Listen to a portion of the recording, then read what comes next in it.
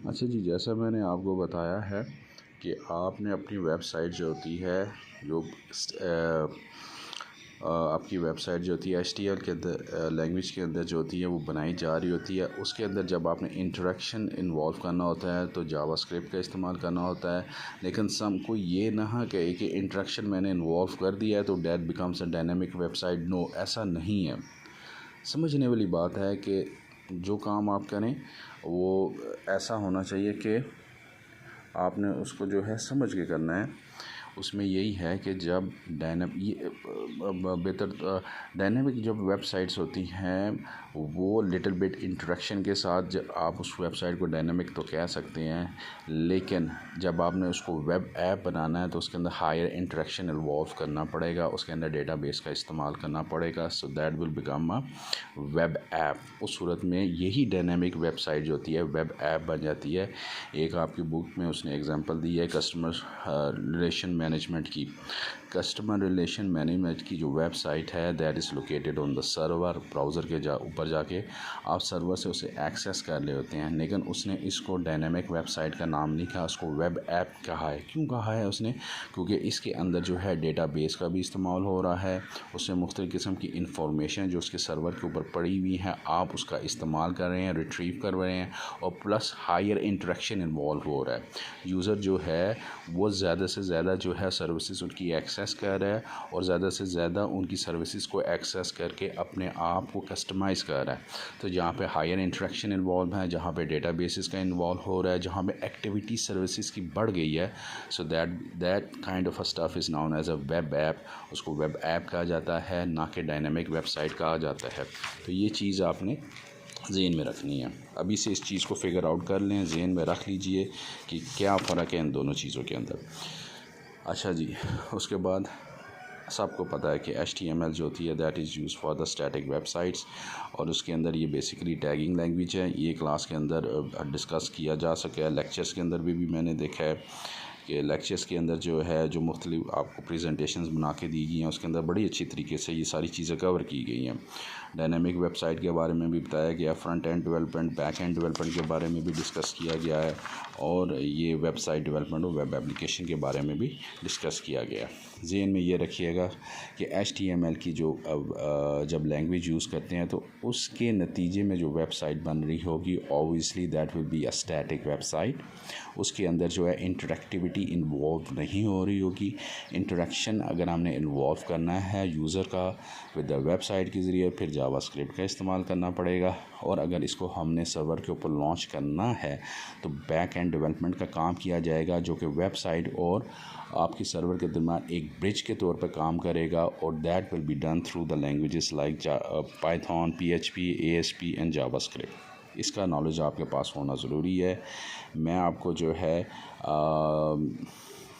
Python के बारे में बताऊंगा क्योंकि पाइथन इज़ वेरी फेमस, और पाइथन का जो फ्रेमवर्क है जिसको आप एक पाइथन का फ्रेमवर्क है फ्लास, एक उसका डिजेंगो है।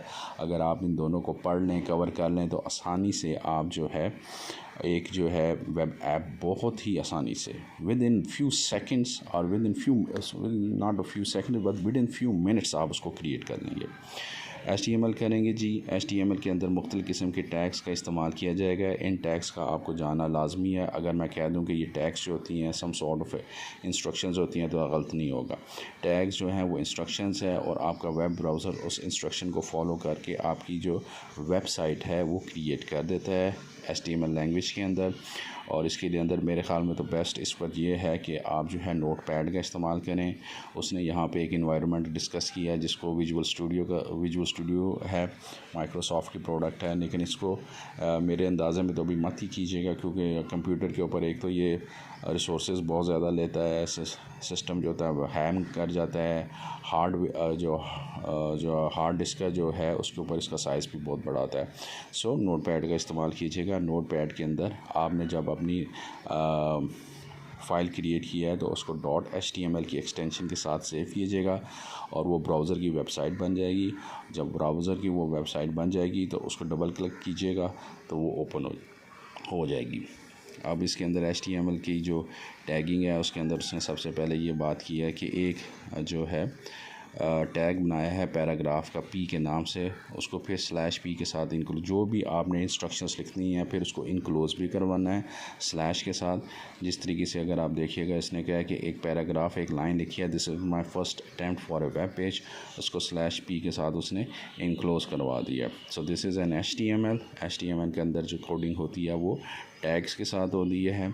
यहाँ पे उसने इन्वायरमेंट एक यूज़ की है विजुअल स्टूडियो जो होती है मेरे ख़्याल में एडवांस लर्नर्स, एडवांस लोग जो होते हैं वो उसको इस्तेमाल करते हैं।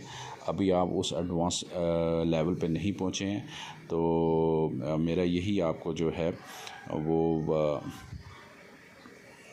मेरी तो आपको यही जो है सजेशन होगी कि अभी इस चीज़ को इस्तेमाल मत कीजिए, अभी नोटपैड का इस्तेमाल कीजिए। नोटपैड के अंदर फ़ाइल बनाइएगा और .html के एक्सटेंशन के साथ जो है उसको सेव कीजिएगा और ये आपकी एक वेबसाइट क्रिएट हो जाएगी। इसके अंदर द HTML ऑब्जेक्ट मॉडल ये मैं आपसे कल डिस्कस करूँगा। आई थिंक ये दिस इज़ इन एडवांस, ये टॉपिक बाद में होना चाहिए था लेकिन इसने इसको जो है पहले ले आया। लेकिन ये वाला जो टॉपिक है मैं आपसे कल डिस्कस करूँगा इंशाल्लाह ताला।